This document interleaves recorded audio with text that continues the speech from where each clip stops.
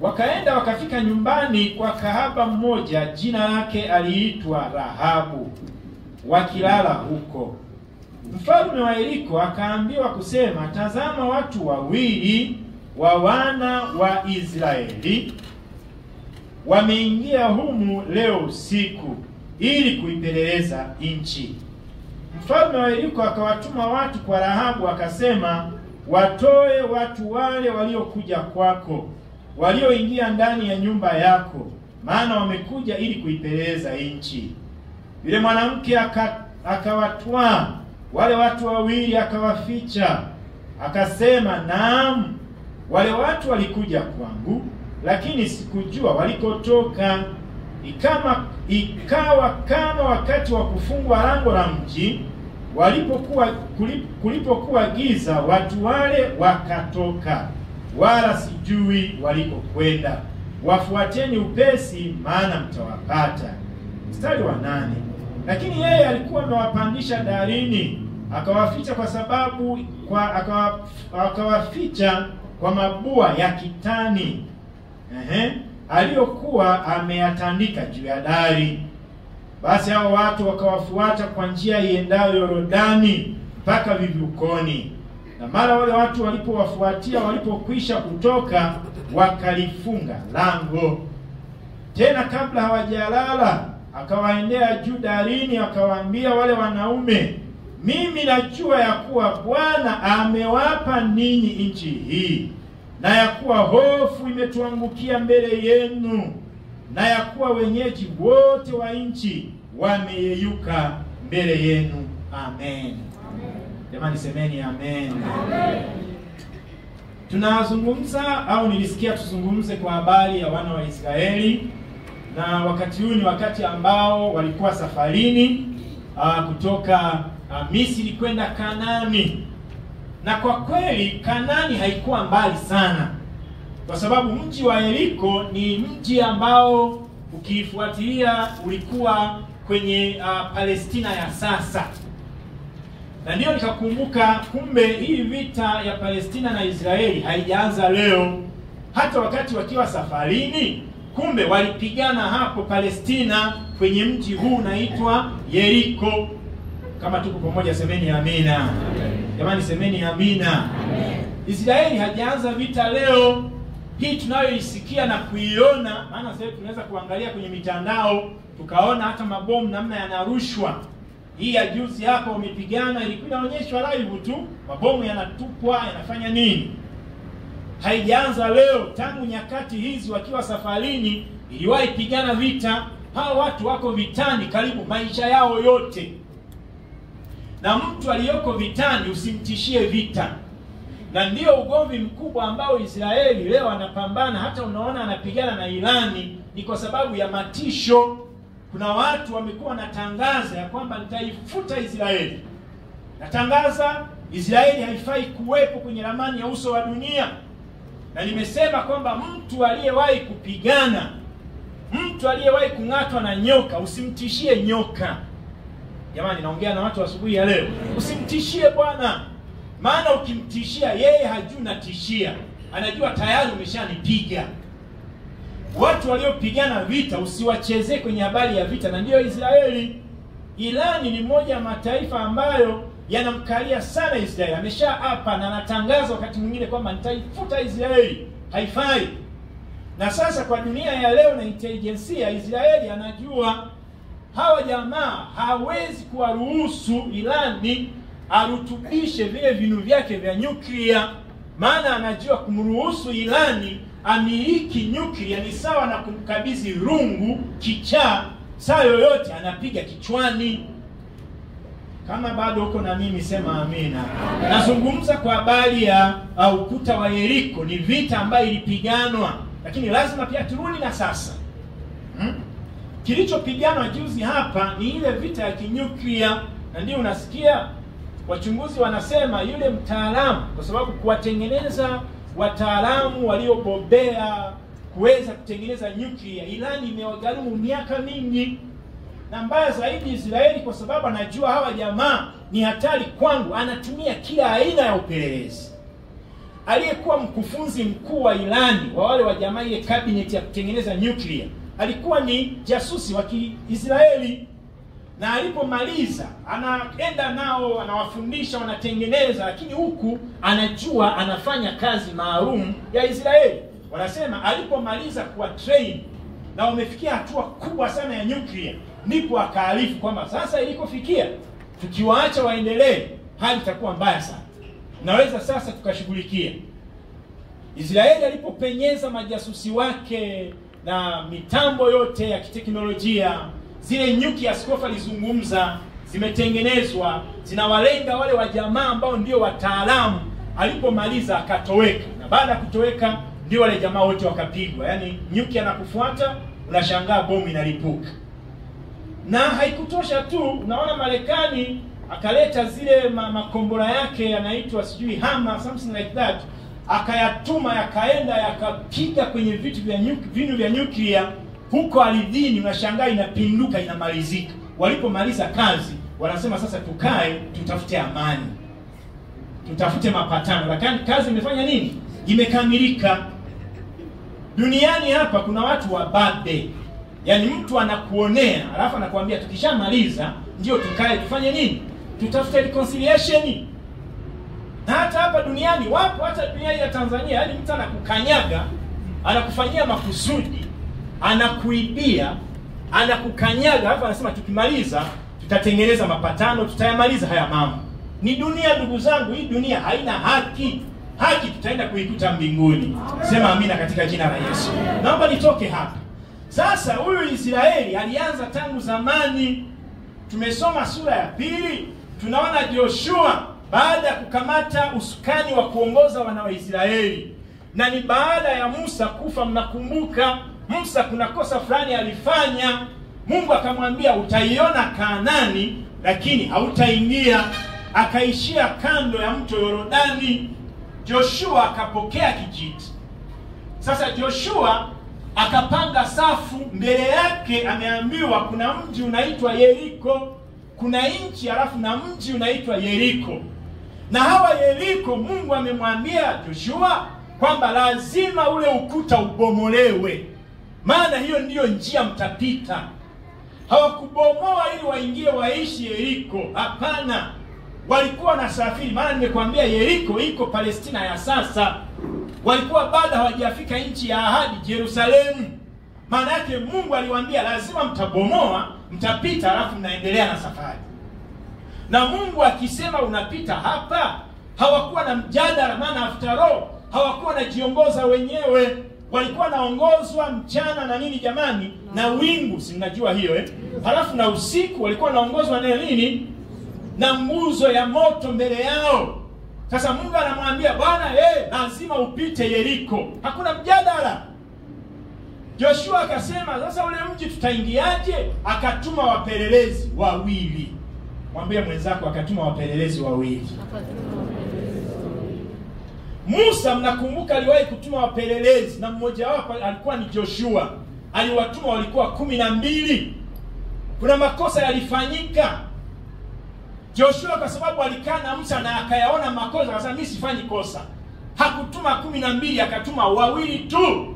Akasema sasa nendeni mpeleleze nchi, halafu mpeleleze na mji wa Yeriko. Tutapitaje? Tutavamiaje? Joshua hapa anatueleza nini? Anatuambia anatumia kanuni ya kawaida ya kiaskari. Na usiniulize Joshua alienda wapi kozi ya wanajeshi. Mimi sijui, hata wewe hujui. Lakini kila Mwisraeli aliyezaliwa mwanaume, yeye alihesabiwa kuwa huyu ni jeshi. Jamani semeni amina. Amen. Si mnajua Yaani Israeli ukizaliwa wewe ni mwanaume, huyo ni jeshi. Siku hizi ndio tunaona mpaka wanawake wapo wanajeshi. Na nimekwambia mtu aliyekaa vitani akili yake muda wote ni ya kivita. Nimewaambia asubuhi kwamba Israeli wale mlikuwa mnaangalia mnafuatilia ile vita, wale jamani hatari. Wamefunga kwenye miji yao yote ving'ora alarm. Ikipigwa bomu yoyote kabla ikiwa angani, alarm zinaanza kulia. Na zikianza kulia maana yake ni tahadhari, na kuambia liko bomu linakuja. Liko bomu linakuja. Ni nini tunafanya? wanachofanya wametengeneza mahandaki huko chini. Mahandaki ambayo hata ingekuja bomu ianguke hapo chini haifiki. Maana yake ile alarm watu wote wanakimbilia kwenye mahandaki. Sasa hiyo bomu isipoteguliwa juu, maana yake sana sana itaangusha majengo tu. Na ndio maana ukifuatilia waliokufa Israeli ni wachache sana. Kama tuko pamoja na mimi sema amina asubuhi ya leo. Hao jamani hatari walianza siku nyingi. Joshua akatuma watu wawili, nendeni mpeleleze kwenye ule mji wa Yeriko. Wakaenda. Na Biblia inasema Yeriko walikuwa mji wao umefungwa. Ukuta wao ulikuwa umefungwa. Sijui ni mbinu gani za kijasusi wa jamaa wawili wakapenya, wakaingia ndani. Na hapa ndipo tunakutana na mama mmoja. Walipoingia wanasema sasa tutafanyaje? Tutakaa wapi? After all giza linaingia. Walipofanya upelelezi wao wakaambia kuna mama mmoja ambaye yeye ni mzoefu wa kupokea wageni. Mama gani? Yuko mama anayeitwa, inaanza Sifa. Jamani sema amina. Jamani sema amina. Jamani sema amina. Unajua Sifa huwa inatangulia kabla ya jina. Ndio maana hata kule kanisani tunaitwa kanisa la matajiri. Sasa kwa nini wasio wanaita matajiri wenye kanisa? Yaani sifa inatangulia. Sasa huyu mama sifa ikamtangulia. Anaitwa kahaba Rahabu. Wakaambiwa yuko mama ambaye ni mzoefu wa kupokea wageni. Wakaenda kwa Rahabu. Ashukuriwe Bwana maana walikuwa wako wawili. Angekuwa ni mmoja ungemuona wewe, ungesema yuko mtumishi fulani imeona anaingia kwenye nyumba ya kahaba. Wakaenda wawili. Maana Bwana anatupa hekima namna ya kuenenda. Sema amina katika jina la Yesu. Sema amina tena katika jina la Yesu. Wakaenda wakagonga, wakaingia. Rahabu akawakaribisha. Maana huyu mama wa watu ana uzoefu wa kukaribisha. Walipoingia nafikiri walijitambulisha. Wakasema sisi ni majasusi wa Israeli. Tumekuja kupeleleza hii nchi. Kahaba Rahabu akajua leo nimepata wageni wa aina ya tofauti. Jamani kama tuko pamoja sema amina. Jamani sema amina. Jamani sema amina. Wakakaa pale ndani. Maandiko yanasema baada ya muda watu bwana wame wakapeleka taarifa kwa mfalme. Kuna watu wawili wa Israeli wameingia kwa kahaba Rahabu. Wamekuja kupeleleza nchi yetu. Mfalme akaagiza nendeni muwalete hapa. Watu wakaenda, si ni wanajeshi, wakaenda kwa kahaba Rahabu, wakagonga, akafungua. Wakasema wewe mama, leo umepokea watu hatari kwenye taifa letu, kwenye mji wetu. Watoe hawa watu wapelelezi wa Israeli. Huyu mama akasimama mlangoni, akasema ndugu zanguni, hawa watu kweli walikuja hapa kwangu. Na mimi hata sikujua umetokea wapi. Sikuelewa kwamba ni Waisraeli. Lakini hawa watu wameshaondoka. Wala hawapo hapa kabisa. Hawapo hawa watu. Sijui aliongea lugha gani. Hawakuingia hata ndani kukagua, wakaamini. Akawaambia tena wameondoka muda sio mrefu. Piteni njia hii ya kwenda Yordani, mtawakuta hakika hawajafika mbali. Wajamaa wakaanza mbio za kukimbia kuwafukuzia. Huyu mama ambaye ana sifa mbaya, ana jina baya, akarudi kwa wapelelezi akasema, ndugu zanguni, ninajua ninyi ni Waisraeli. Ninajua ninyi huu mji Bwana amewapa. Kwa sababu hapa ndani katika mji watu wote mioyo imeyeyuka. Maana tumesikia taarifa zenu, namna ambavyo Mungu wenu aliwatetea mkavuka bahari ya Shamu. Tulisikia habari zenu namna mlipiga wafalme kadhaa. Watu wote hapa wameyeyuka. Hakika Bwana atawapa mji huu. Kahaba anaanza kuwa na akili. Sema amina katika jina la Yesu. Sema amina katika jina la Yesu. Aliyekatiwa tamaa na watu ameanza kuwa na akili. Akamtambua Mungu wa Israeli. Akamwambia sasa tupatane. Tupatane. Ninajua huu mji Bwana atawapa. Lakini tukubaliane, msiniangamize. Mkiniangamiza damu yangu itakuwa mikononi mwenu na watoto wangu na jamii yangu. Wale wa jamaa akasema kama Bwana aishivyo, sasa tuweke maagano. Huu ukuta utakapoanguka mama kahaba Rahabu tuwekeane ahadi, maana ukuta kuanguka ni lazima. Sasa tukubaliane, hii nyumba yako pekee itasalia, na alama pekee ambayo itafanya isalie, weka alama ya kitambaa chekundu. Yule mama akaweka alama.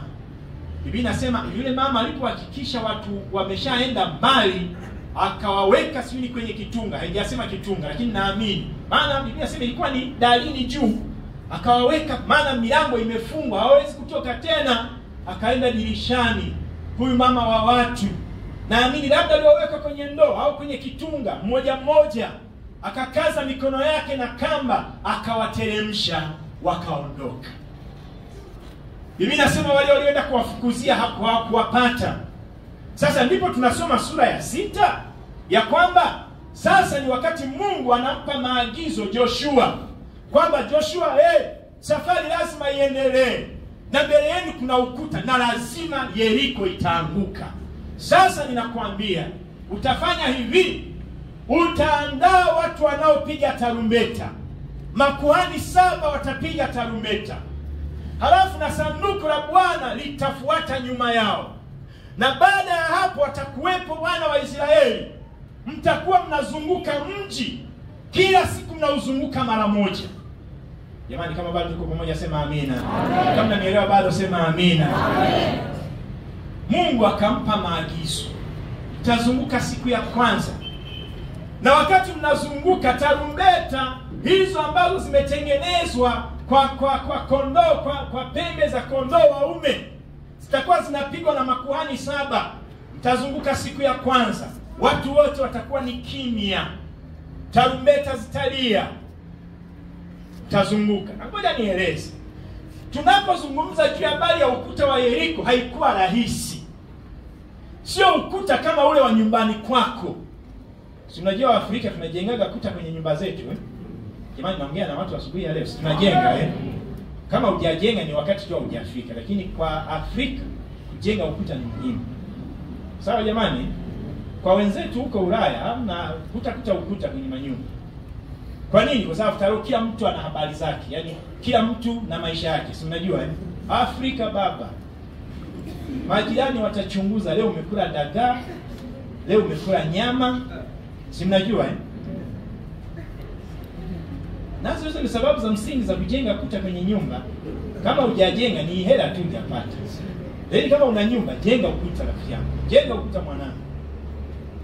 Kabla sijajenga ka ukuta, kuna bibi jirani yangu alitusumbua, mke wangu anajua. Watoto sio wamefua, wamemwaga maji yamefika kwake. Kanakuja kamejifunga kibwebo. Mmeona hapa kwangu ndipo kumwaga maji.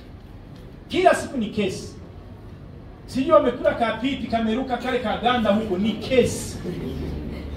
Sasa jamani, utalinda mpaka watoto wasirushe viganda vya nani? Nikamwambia mke wangu, sasa hapa pamoja na mambo hayajakaa vizuri, tuanze kujenga ukuta kwenye upande wa huyu mama.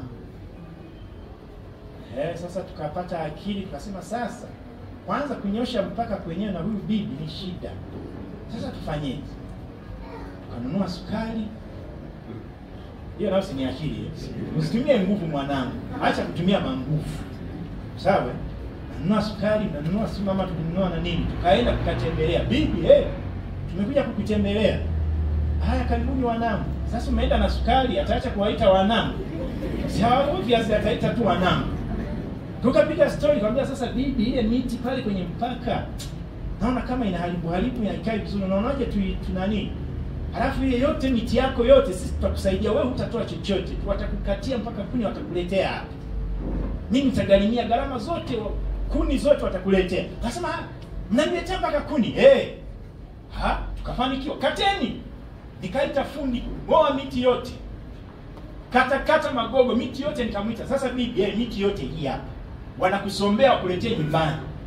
Mimi sichukui hata moja. Wanangu hapana, mwezi mmegharimia hivi, tugawane katikati. Nasema mimi lengo langu ni ukuta tu, haya mengine ni ziada. Jamani, siseme amina katika jina la Yesu. Tukamaliza kesi. Ukuta ulipofika tofali siku ya 3, kesi ikaanza. Kwa hiyo mmeamua kujenga ile ukuta lote hilo. Si unajua kesi imeanza. Lakini baada ya ukuta, hizo kesi za kila siku zimefanya nini? Tunaonana siku hizi kwa adabu. Unaelewa, kwa adabu. Yaani mpaka utoke getini mbahatishane ndio muonane. Au siku umeamua ukamsalimia. Otherwise ilikuwa ni kila siku. Hiki kesi imeisha. Sasa kuta zinasaidia. Jamani sema amina amina. Jamani sema amina amina. Sasa ukuta wa Yeriko nilikuwa nazungumza sio kama hizi kuta za nyumba zetu. Hawa jamaa wa zamani walikuwa ni hodari. Hii ukuta ambao tunazungumzia ambayo ilikuwa mbele ya Israeli ilikuwa na urefu karibu wa mita 9 kwenda juu.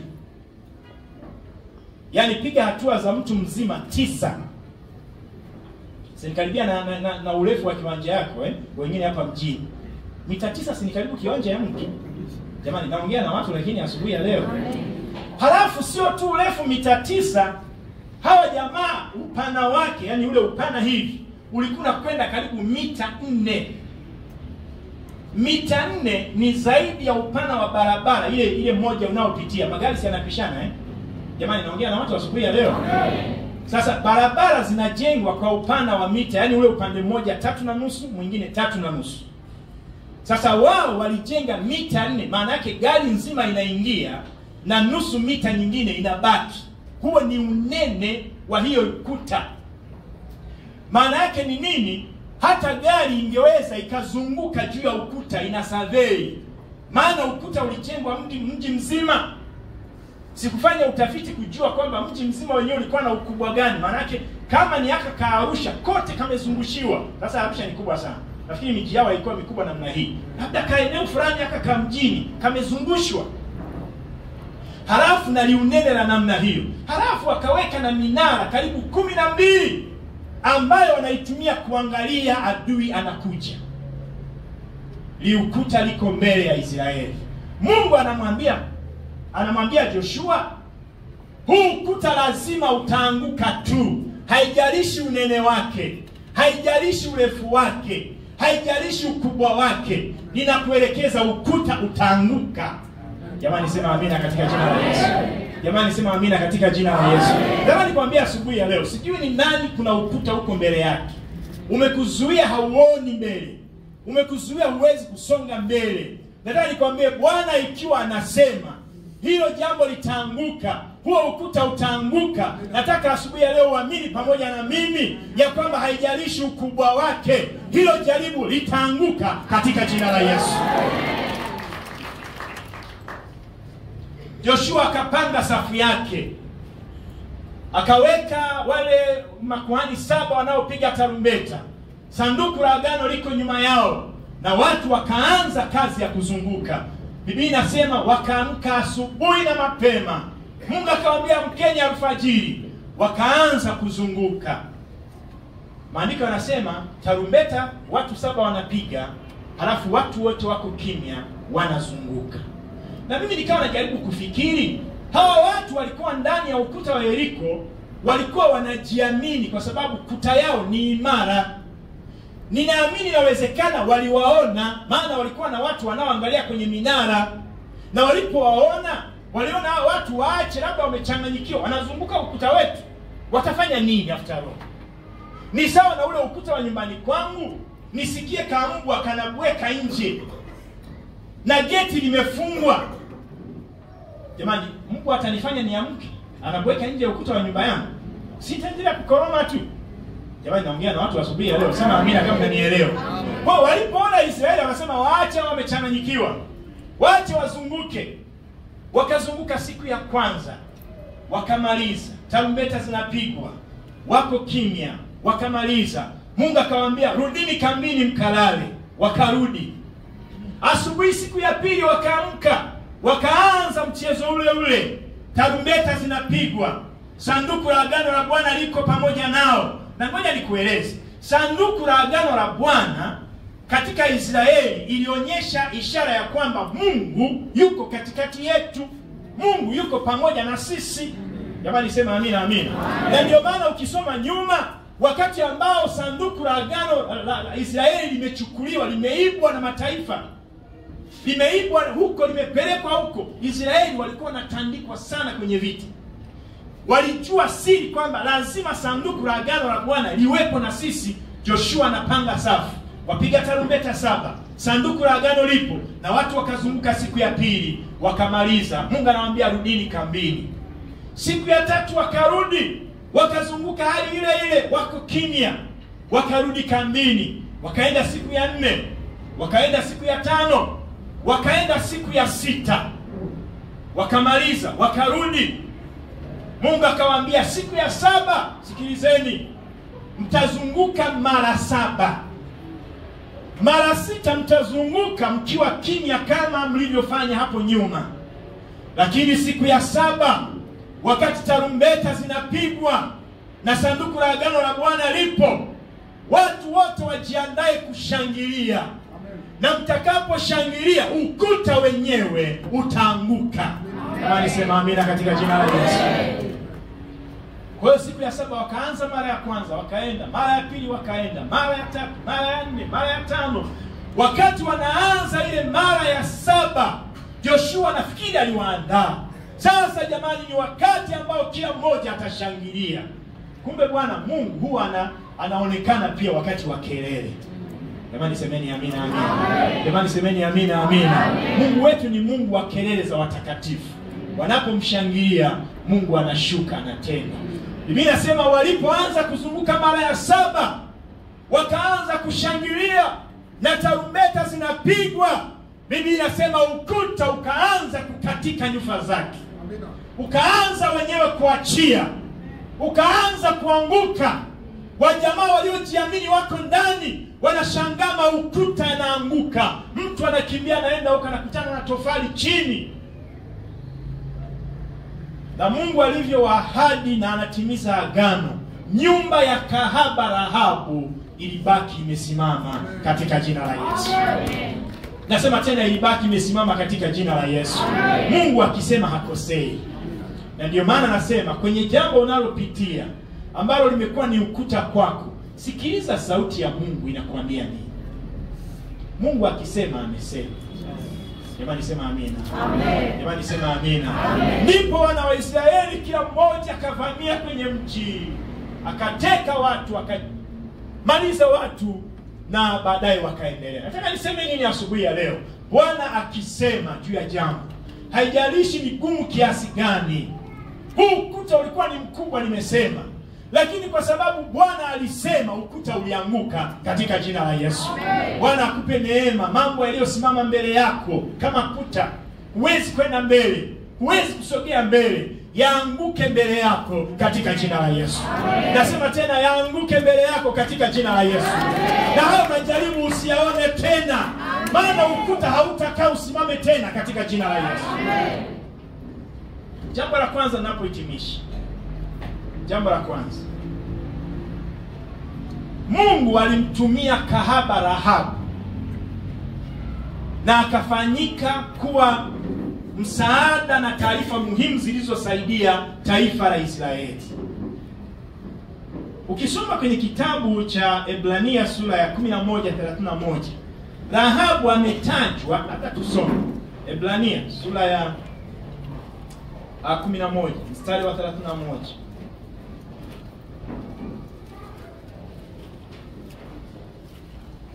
Ebrania sura ya 11 mstari wa 31 anasema, kwa imani Rahabu yule kahaba hakuangamia pamoja na hao walioasi, kwa kuwa aliwakaribisha wale wapelelezi kwa amani. Jamani Bwana asifiwe. Jamani Bwana asifiwe. Jamani Yesu asifiwe. Wakati nasoma hapa nikashangaa, labda waandishi watatusaidia, lakini kila linalotajwa lina maana. Yaani mpaka Waebrania anaandika habari za Rahabu wa wakati ule, bado anatajwa kama kahaba. Anasema hata yule Rahabu, yule aliyekuwa ni kahaba, hakuangamia pamoja na watu kwenye mji wa Yeriko, kwa sababu aliwakaribisha wapelelezi kwa amani. Jamani sema amina amina. Jamani sema amina amina. Nataka kusema nini? Mungu anaweza akatumia mtu yoyote. Haijalishi watu wanakuona wewe sio wa kiroho sana. Hayo ni macho ya kibinadamu ambayo tunatazama sisi. Lakini Mungu ndiye anayejua siri za moyo wako. Mungu amewaweka makahaba, amewaweka pia kwa wakati wao. Inawezekana watakuja kufanyika kuwa msaada wa kuhubiri Injili miaka ambayo wewe haupo. Usiwadharau. Sema amina katika jina la Yesu. Sema amina katika jina la Yesu. Acha kudharau wengine hata ndani ya kanisa. Usimwone mtu hana fedha leo kamdharau. Usimwone kama hana umuhimu kwenye kazi ya Mungu kamdharau. Kuna mahali Bwana amemwandalia atamtumia kwa utukufu wake katika jina la Yesu. Usimwone mtu hana fedha leo. Usimwone mtu hana chakula leo kamdharau. Bwana amejisazia watu ambao huwajui wewe. Acha kuhukumu. Wewe haujawafia watu msalabani. Yuko Yesu aliyelipa gharama. Yeye ndiye anayejua moyo wa kila mmoja. Inawezekana mwingine ni kahaba leo lakini kesho ataokoka. Jamani sema amina amina. Jamani sema amina amina. Jamani sema amina amina. Rahabu ambaye ni kahaba mpaka kwenye Biblia Agano Jipya anatajwa, lakini ametajwa kama moja ya mashujaa wa imani. Unajua nini? Aliamini kwamba pamoja na liukuta hili ni likubwa, lakini kwa Mungu wa Israeli litaanguka. Ndio maana mpaka akaingia nao mkataba. Kama asingekuwa na imani asingekubaliana nao. Bwana ana watu hata usiowajua. Usidharau mtu katika jina la Yesu. Nasema tena, Bwana anao watu, usidharau mtu yoyote katika jina la Yesu.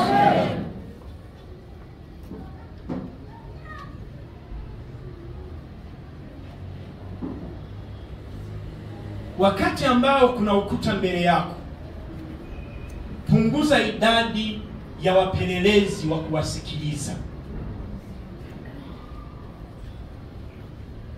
Joshua alituma, nimesema wapelelezi wawili, nilishazungumza hii point.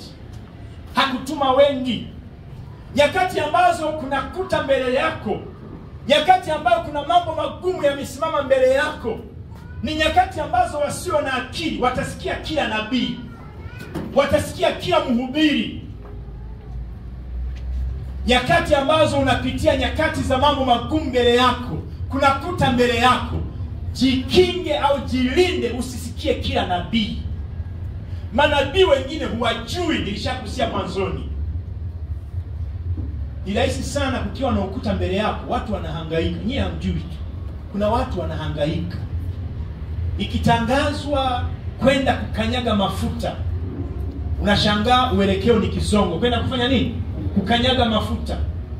Huyo mtu kimuuliza atakwambia ninapitia mambo magumu sana. Kuna mambo yamesimama mbele yangu magumu sana. Ikitangazwa sijui nabii gani amekuja wapi, ameenda.